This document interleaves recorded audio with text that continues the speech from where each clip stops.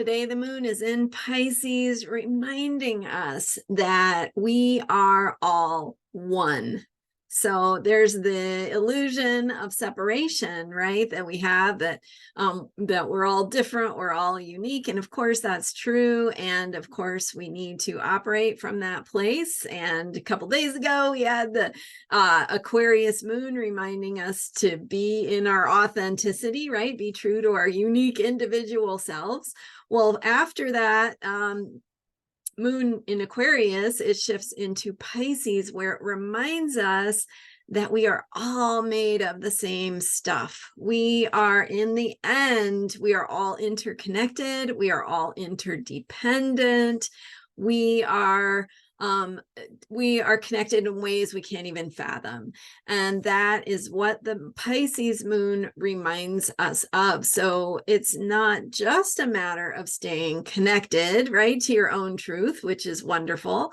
But it's also an issue of staying interconnected through your fellow human beings, your fellow beings of all sorts, remembering that what hurts another person hurts you, and what hurts you hurts another person, right? So be kind. And in fact, 3 ways to stay interconnected. My first one that I'm going to share with you is through kindness. And we really undervalue the power of kindness.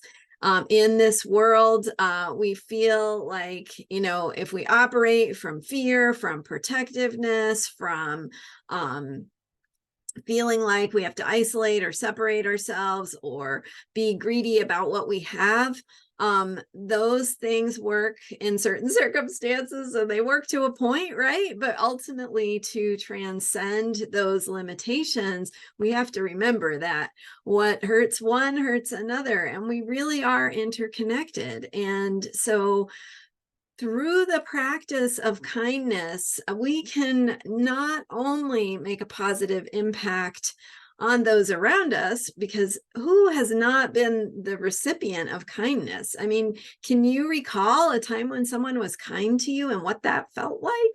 And that is, it's powerful. It's one of the most powerful currencies we have, right? Nobody can take that away from you. The ability to be kind. And what's the word? Anyway, when you concurrently, when you are kind to yourself, that kindness to yourself benefits others as well. So when you're kind to yourself, patient with yourself, you're more able to respond in ways that don't diminish yourself, in ways that are creative and empowering toward yourself and others. So that spirit of interconnectedness can be shared and expressed through kindness. So find some ways of being kind today. And the simple act of smiling, or letting somebody go ahead of you in line, or helping, offering to help get that thing that's on the high shelf in the grocery store. It's the little things that we do for each other as human beings that make us feel that sense of belonging, and that the world is a good place, right? It's powerful. Okay, so kindness is number 1. Number 2 is compassion, which is very similar to kindness.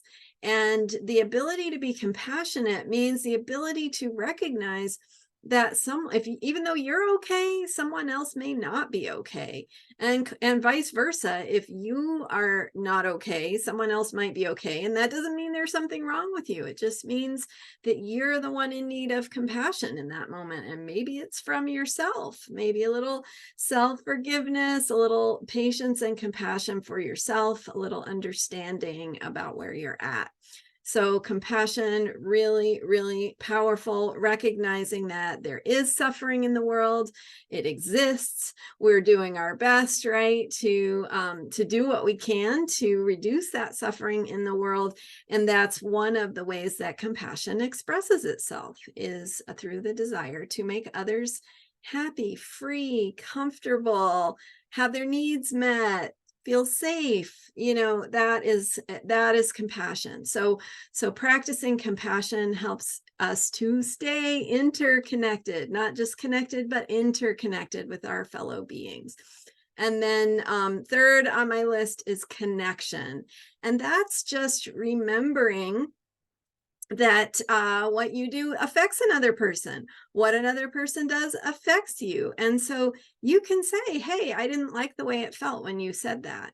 Or, I'm sorry, I'm feeling sensitive right now. And just let someone know that what you need, right? What you need and how you want to be treated. And again, always coming back to, how are you treating yourself? How are you being kind and compassionate to yourself? How are you being patient with your real human needs and your real human feelings and sensitivities and vulnerabilities, and however that might show up for you? Because we all have our own unique personalities and way of expressing things, but when we remember that there's that feeling of connection, is the feeling of remembering that we all impact each other. And so 3 ways to stay interconnected on the Pisces moon are through kindness, compassion, and connection. So I'd love to hear what you're doing today to choose kindness, compassion, connection, either one of those or all 3, whatever is whatever you're able to bring into your life today. And it's a great journal prompt too. Think of 1, 2, or 3 ways that you can be kind, compassionate, or connected to others. And maybe you even want to start that as a regular practice. Really powerful stuff. These are the kind of choices we can make that number 1, activate our parasympathetic nervous system, which is the heal, rest, digest system. It's a system that helps us restore, regenerate, and get back to being our best, most energized selves. It activates the parasympathetic. It also creates heart-mind coherence.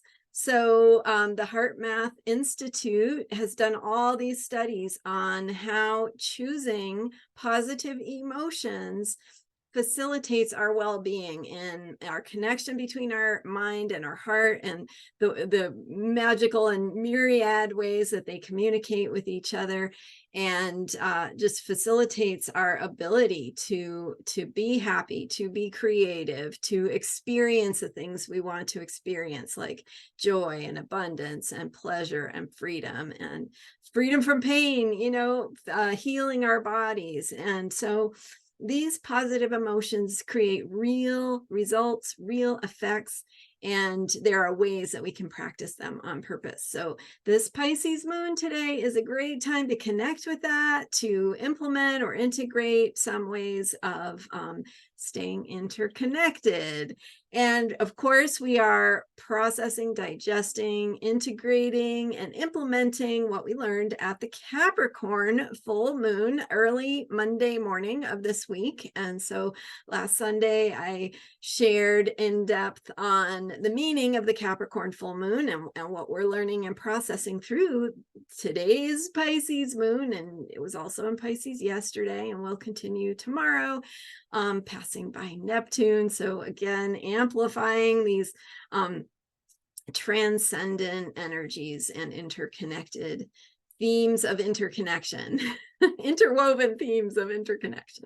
All right. So thank you so much for being here and for sharing. Don't forget to subscribe, hit that subscribe button. And that really supports my work. It's totally free for you. And it's a great way of getting the word out there and helping others to see these videos. So thank you so much for being here. And I'm Marina Ormes. You can learn more about me at astrologyheals.com. I'm also here every day with Astrology for Unshakable Self-Care.